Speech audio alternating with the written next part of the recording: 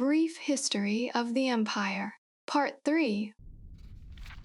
The first volume of this series told in brief the story of the succession of the first 8 emperors of the Septim dynasty from Tiber I to Kintira II.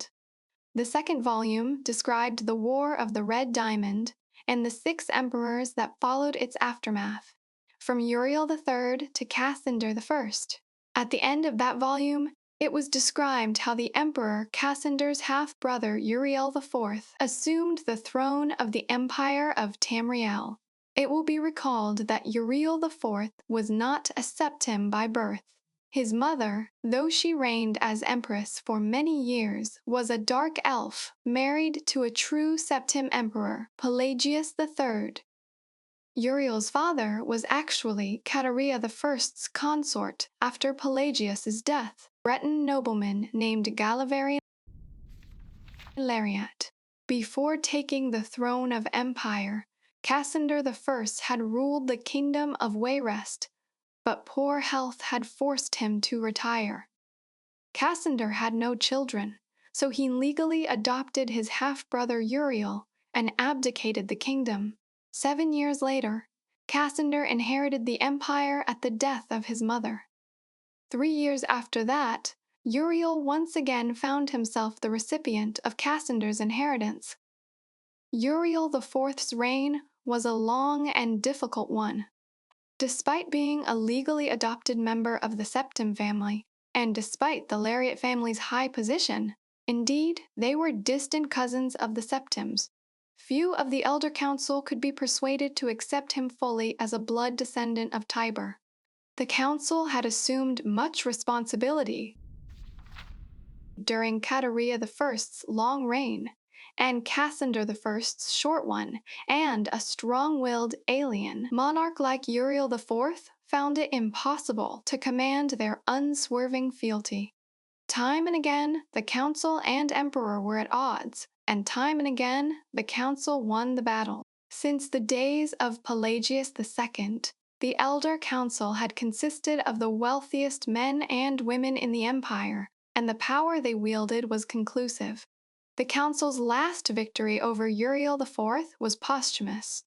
Andorak, Uriel IV's son, was disinherited by vote of council, and a cousin more closely related to the original Septim line was proclaimed Sepphoris II in 3E247. For the first 9 years of Sepphoris II's reign, those loyal to Andorak battled the imperial forces. In an act that the sage Irantine called Tiber Septim's heart beating no more, the council granted Andorak the high rock kingdom of Shornhelm to end the war, and Andorak's descendants still rule there. By and large, Sepphoris II had foes that demanded more of his attention than Andorak. From out of a Sumerian nightmare, in the words of Irantine, a man who called himself the Cameran usurper led an army of Daedra and undead warriors on a rampage through Valenwood, conquering kingdom after kingdom.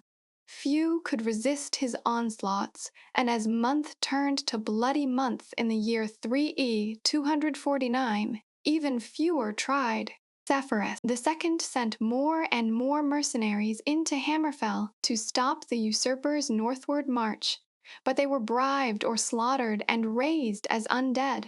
The story of the Cameran usurper deserves a book of its own. It is recommended that the reader find Pelot Ilthry's The Fall of the Usurper for more detail.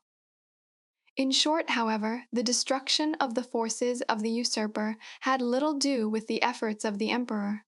The result was a great regional victory and an increase in hostility toward the seemingly inefficacious empire.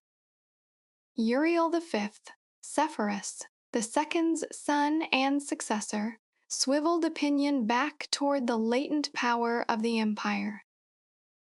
Turning the attention of Tamriel away from internal strife, Uriel V embarked on a series of invasions beginning almost from the moment he took the throne in 3E 268. Uriel V conquered Roscria in 271, Kathnoki in 276, Yeneslia in 279, and Esroniet in 284. In 3e 288, he embarked on his most ambitious enterprise, the invasion of the continent kingdom of Akavir. This ultimately proved a failure, for 2 years later, Uriel V was killed in Akavir on the battlefield of Ionith. Nevertheless, Uriel V holds a reputation, second only to Tiber, as one of the 2 great warrior emperors of Tamriel. The last 4 emperors, beginning with Uriel V's infant son, are described in the 4th and final volume of this series,